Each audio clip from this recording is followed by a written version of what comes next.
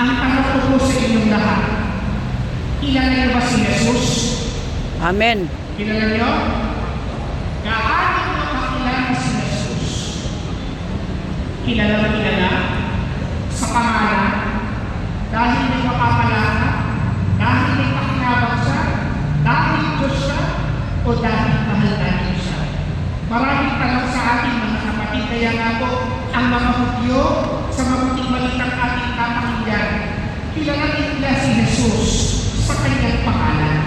Kilala nila si Jesus bilang lumalabag sa batas ng mga Hudyo dahil si Jesus ang papagaling ng pag-araw ng pamahilan. Kilala nila si Jesus bilang guro, tagapagturo, tagapag-aral, tagapagpagaling, tagapagbigay ng pag-asa. Ganyan nakilala si Jesus nung siya'y kapiling nila, nung nabuhay kasama nila. Pero mga kapatid, mayroong malaking katarungan sa ating lahat. Kilala ba natin si Jesus dahil sa pangalan lang? Kilala ba natin siya dahil meron lang tayo napapala?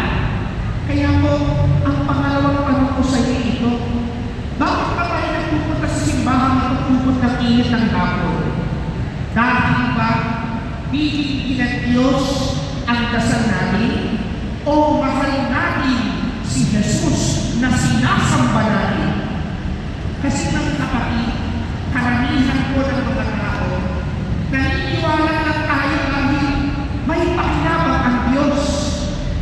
Pero isang malaking tanong sa atin, tayo ba'y nananampalataya sa Diyos dahil mahal natin siya?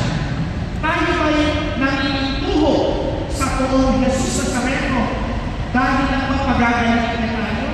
Dahil mapakinggan lang niya ang dasal natin? O dahil mahal natin siya? Nananalig tayo sa kanyang awa at biyaya. Yan ang kapatid ang kulang sa mga Hudyo, sa mabuting balita na pakinggan natin. 2 linggo na lang po, darating na po ang mahal na araw. Pag-iilayin naman natin ang pasyon ng Panginoon, ang kanyang kamatayan sa krus, at ang kanyang patutumpay na muling pagkabuhay. Babagutin po natin ang tanong na ito sa atin sa araw-araw. Kilala mo ba talaga si Jesus? Kung kilala mo si Jesus, kailanman hindi ka na magkakasala. Kung kilala mo na si Jesus, hindi ka na magiging kalahira. Kung kilala mo si Jesus, hindi ka na magiging ng iyong kapwa.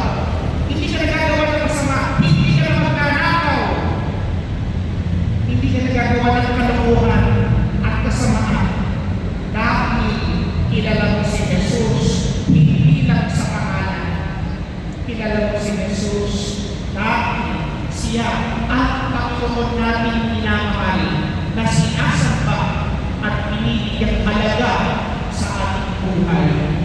Mga kapatid, ngayon pong araw na ito, bagutin po natin ang tanong na ito sa ating lahat. Kilala po ba si Jesus? Amen. Sa kakinutura ng ating mga Yes, Lord. ito'y paulit-ulit natin sasagutin. Kilala mo ang ating Panginoon sapagkat mahalaga siya sa akin. Amen. May saysay siya sa akin. Iniibig ko siya tunay. Yan si Jesus sa isang tapat na Kristiyano. Yan si Jesus sa lahat ng minuto ng buong Jesus Nazareno.